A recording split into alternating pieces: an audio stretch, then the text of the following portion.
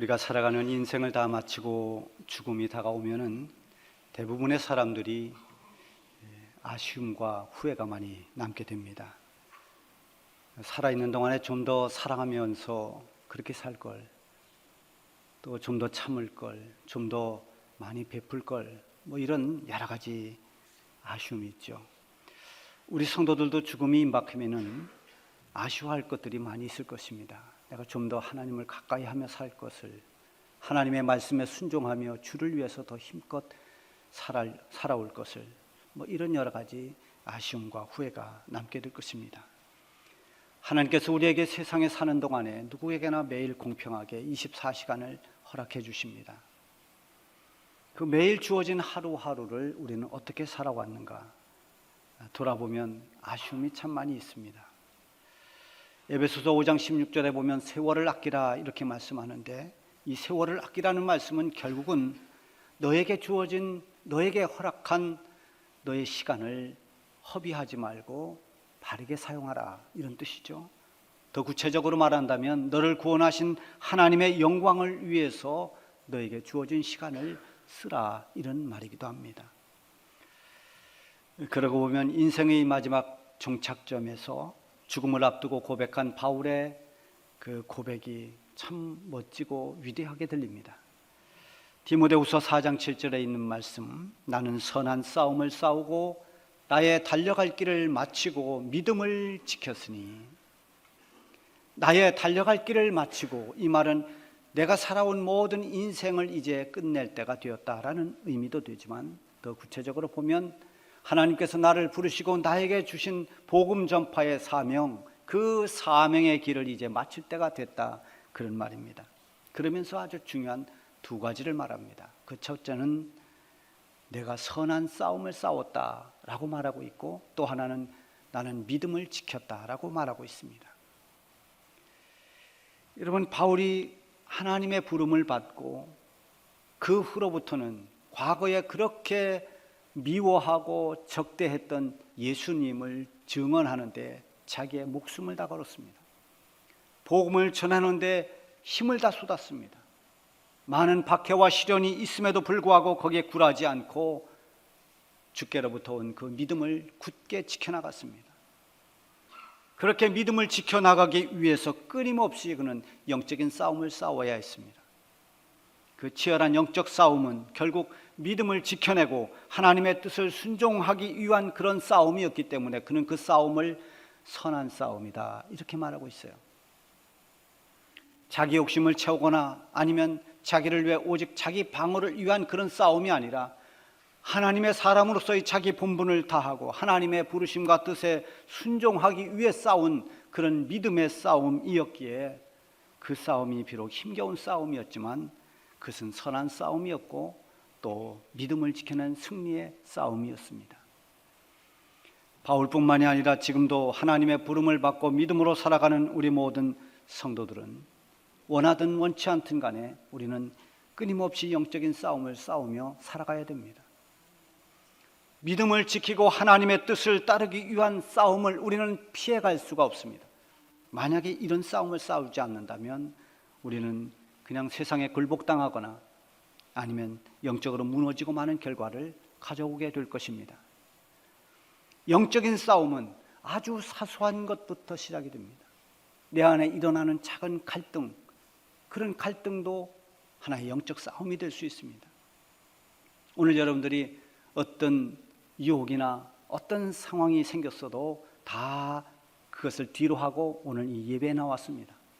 그러나 간혹 예배를 드리러 갈 때 오늘은 예배를 생략하고 나하고 놀러 가자, 이런 유혹을 받으면 과연 놀러 가야 되나, 예배를 드리러 가야 되나, 이런 내 안에 일어나는 이런 이렇게 할까 저렇게 할까 하는 갈등, 그런 것도 하나의 영적인 싸움이죠.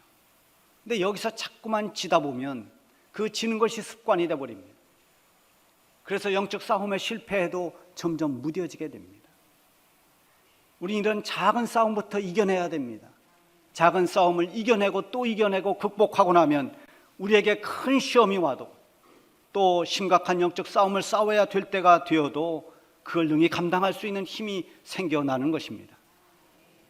어쨌든 하나님을 믿는 우리 성도들의 영적 싸움은 그것이 작고 사소한 것이든 아주 크고 심각한 것이든 그 싸움에서 승리하는 비결은 모두가 같습니다. 그것은 바로 하나님을 향한 우리의 믿음입니다. 요한일서 5장 4절에 보면 대저 하나님께로서 난 자마다 세상을 이기느니라. 세상을 이김은 이것이니 우리의 믿음이니라. 세상을 이기는 다른 힘이 없습니다. 우리의 믿음이 세상을 이긴다고 했습니다. 오늘 본문에 보면 실제로 블레셋 장수와 그리고 싸우는 다윗의 모습이 나오고 있습니다. 이 싸움에서 다윗이 승리한 비결이 무엇인가를 보면서 오늘 우리가 처한 여러 가지 영적인 상황, 이 상황 가운데서 영적 싸움을 싸워 나가야 할 여러분들이 새로운 힘과 지혜를 얻을 수 있기를 바랍니다. 지금 우리는 옛날에 비해서 영적으로 많이 약해져 있습니다. 반면에 우리를 대적하는 힘은 세상의 권세 또 여러 가지 악한 영들의 그 여러 가지 힘은 더 강력해졌습니다. 우리 초창기의 한국교회는 영적으로 승자였습니다. 아주 강했습니다. 한국교회의 아버지라고 하는 이 마펫 선교사님, 우리 이름으로는 마포 삼열이라고도 하죠. 이 마펫 선교사님이 평양신학교를 설립하고 초대 교장을 역임했습니다. 그리고 1907년도 평양에서 일어났던 대부흥 운동을 그 중심에서 지켜봤습니다. 그리고 1910년도에 영국 에딘버러 선교대회에 가서 하나의 논문을 발표하는데 거기서 뭐라고 했는가 하면 장차 이 조선은 영적인 강국이 될 것이다, 이렇게 예언했습니다. 그 이유를 세 가지로 들었습니다. 엄청난 그런 뜨거운 기도가 있고, 그리고 열정적인 전도가 있고, 그리고 성경을 사랑하는 뜨거운 사랑이 있다. 이 세 가지를 근거로 앞으로 영적 강국이 될 것을 예견했는데 그 예견한 대로 우리 한국교회는 세계 어느 나라도 따라갈 수 없는 그런 영적 강국으로 성장해 왔습니다. 1970년대와 80년대는 우리 한국교회가 정말 많이 성장했습니다. 그래서 외국의 많은 목회자들과 신학자들이 한국교회를 견학 오기도 했습니다. 그러나 2000년대가 넘어서면서 우리 한국교회는 점점 힘을 잃어갔습니다. 영적으로 나약해졌습니다. 세상과 영적 싸움에서 승리하기가 쉽지 않았습니다. 그것은 성도들의 믿음이 약해지는 반면 오히려 세상의 권세는 더 강해졌습니다. 여러분, 예전에는 교회에서 여름 성경을 학교하고 또 뭐 수련을 하고 이러면 교회에서 주는 아이들의 그 학용품이면 그것이 정말 도움이 됐습니다. 그래서 그 노트 받으려고 교회 오는 아이들도 있습니다. 또 청동원주의를 해서 거기에 무슨 생활용품을 주면 그것도 하나의 집안의 조그만 살림의 보탬이 됐습니다. 여러분, 그러나 지금 세상은 교회보다 훨씬 더 좋은 것들이 많습니다. 교회에서 하는 찬양, 교회에서 하는 친교 활동, 이런 것이 세상보다 훨씬 더 과거에는 재미있었지만 지금은 세상은 재미거리가 더 많아졌습니다. 볼거리도 더 많아졌습니다. 즐길 수 있는 것들이 허다합니다. 이렇게 성도들의 믿음을 방해하고 여러 가지로 대적하는 이런 이 세상의 권세가 마치 골리앗처럼 그렇게 거대하게 성장했습니다. 여러분, 그럼에도 불구하고 우리는 우리 앞에 놓여진 이런 열악한 여러 가지 우리 조건들, 또 그만큼 거대해진 세상의 그런 여러 가지 영적 방해, 이런 것에도 불구하고 우리는 맞서 싸워야만 합니다. 이 다윗이 골리앗과 싸우던 그 당시에 다윗은 골리앗을 상대하기에는 너무나 나이가 어리고 또 이길 수 있는 조건이라고는 하나도 없었습니다. 이 블레셋 군대의 최고의 장수인 골리앗, 그의 키가 6급이 한 뼘이라고 그랬어요. 이게 대략 보면 2m 80 정도 됩니다. 3m 가까이 되는 거대한 거인입니다. 우리 교회에서 아마 제일 큰 사람이 누군가요? 우리 이바울 목사님이 192입니다. 골리앗 옆에 가면 어깨도 안 옵니다. 그러니 이게 얼마나 어마어마한 사람입니까? 거기다 골리앗 머리에는 노투구를 썼습니다. 몸은 비늘 갑옷으로 둘렀습니다. 또 아래 다리에는 노수로 만든 그런 갑반을 차고 각반을 탁 둘렀고 등에는 단창을 메고 있습니다. 그가 가지고 있는 창자루는 배틀채 같다고 그랬습니다. 그의 창날은 뾰족한 철로 만들어서 너무나 예리합니다. 거기다가 이 골리앗을 호위하는 호위병들이 그 앞에서 방패를 들고 서 있습니다. 전혀 빈틈이라고는 찾아볼 수 없을 만큼 완벽한 무장을 한 골리앗입니다. 골리앗은 무서울 게 없었습니다. 그는 앞에 진치고 있는 이스라엘 군대를 향해서 소리칩니다. 너희 중에 누구든지 나와 싸울 사람이 있으면 나와봐라. 그리고 이스라엘 군대를 모욕하고 심지어 하나님을 모욕했습니다. 이렇게 이스라엘 군대를 조롱하고 하나님을 모욕하는데도 불구하고 그 골리앗의 위용에 눌려서 누구도 하나 나서지 못하고 두려움에 떨고 있었습니다. 그때 아버지의 심부름으로 형들에게 심부름을 왔던 이 다윗이 그 광경을 목격합니다. 다윗은 어려서 골리앗과 싸울 수 있는 상대가 안 됩니다. 근데 사울 왕에게 싸우겠노라고 간청을 합니다. 사울도 말렸지만 결국은 내보냅니다. 내보낼 때 이 다윗에게 사울 왕이 입던 갑옷을 입히고 사울 왕이 가지고 있던 칼을 채워주고 다 무장을 해서 내보내는데 이 다윗이 보니까 이게 맞질 않습니다. 사이즈가 일단 작으니까 이게 오히려 불편하죠. 다 벗어버렸습니다. 다윗이 골리앗과 싸우기 위해서 나갈 때 오직 그의 손에 매끄러운 돌 5개 그리고 돌을 감아 던질 수 있는 그 물매 하나 가지고 골리앗을 향해 나갑니다.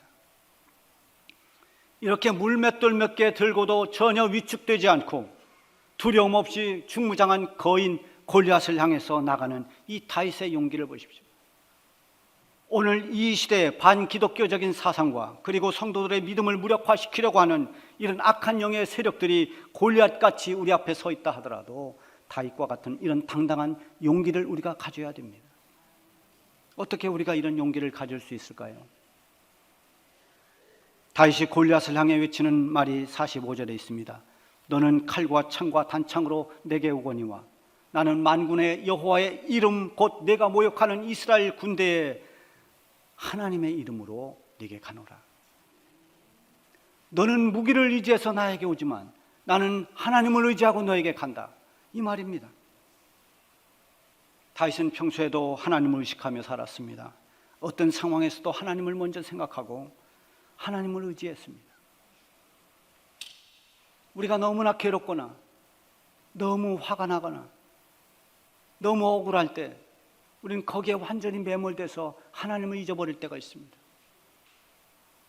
지금 골리앗 때문에 두려워 떨고 있는 이스라엘 진영들의 그 군사들은 누구입니까?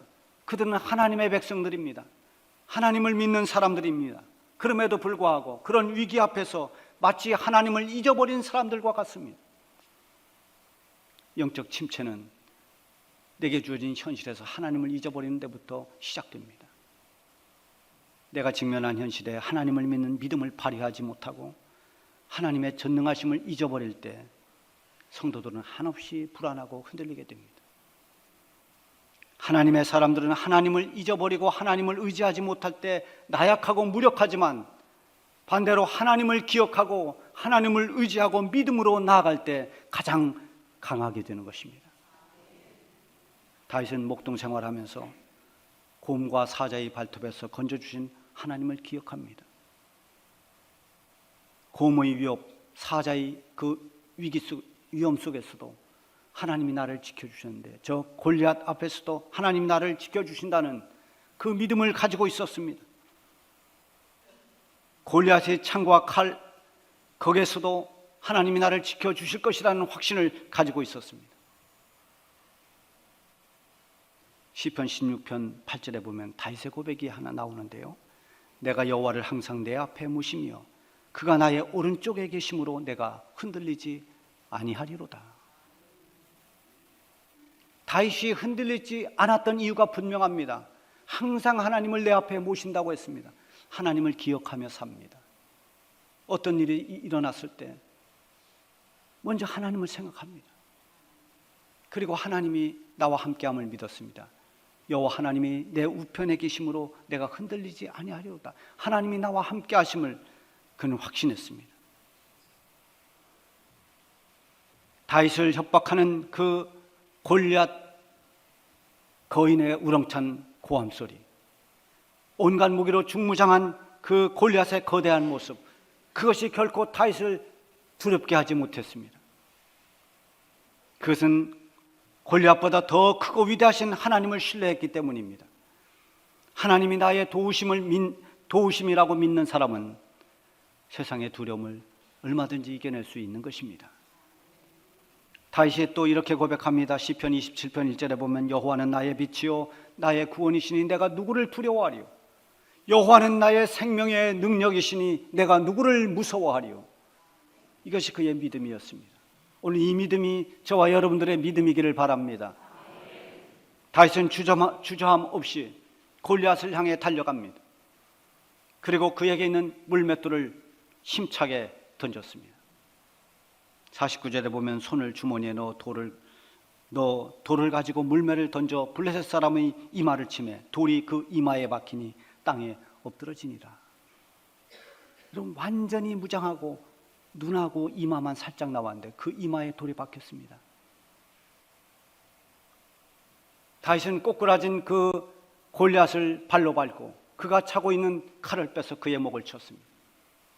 그렇게 해서 블레셋과의 전쟁은 이스라엘의 승리로 끝이 났습니다. 다윗은 이미 이 전쟁에서 하나님께서 주시는 승리로 끝날 것을 믿고 있었습니다.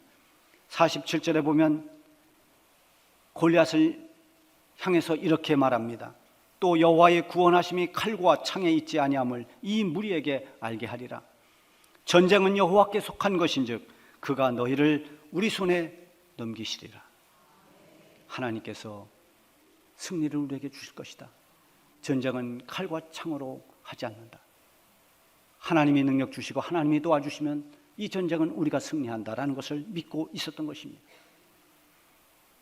이스라엘에 진치고 있던 그 엘라 골짜기의 이스라엘 군대는 그들을 조롱하고 하나님을 무시하는 골리앗 앞에서 다 주눅이 들었습니다.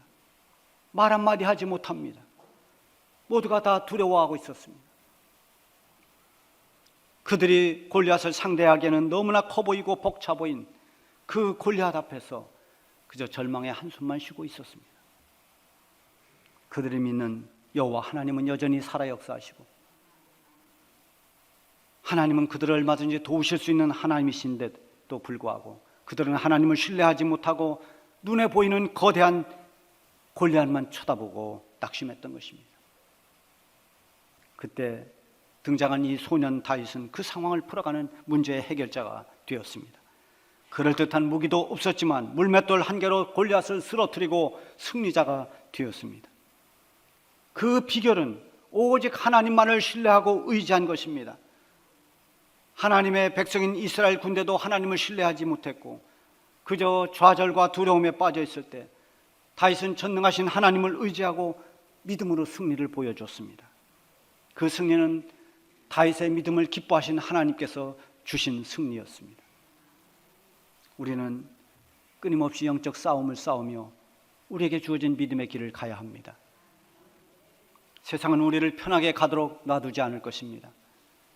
마귀는 우는 사자처럼 우리를 넘어뜨리기 위해서 교묘하게 우리를 공격해 올 것입니다. 여러분, 지금 여러분이 마주하고 있는 골리앗은 무엇입니까? 무엇이 여러분을 두렵게 하고 무엇 때문에 위축되고 힘들어하고 있습니까? 우리가 믿는 하나님은 우리 앞에 놓여진 어떤 문제보다도 크고 위대하신 하나님이십니다. 우리 하나님을 의지하고 신뢰하며 나아가는 자에게 승리를 주시는 하나님이십니다. 골리앗 앞에서 하나님을 의지하고 담대하게 나가 승리했던 이 다윗처럼 오늘 이 시대가 우리 앞에 골리앗처럼 거대하게 우리를 막아서고 있지만 여러분 주눅들지 말고 나약해지지 말고 두려워 떨지 말고 지금 마주하고 있는 그 골리앗 앞에서 더 담대하게 하나님을 신뢰함으로 영적 승리를 거두며 살아가시길 바랍니다.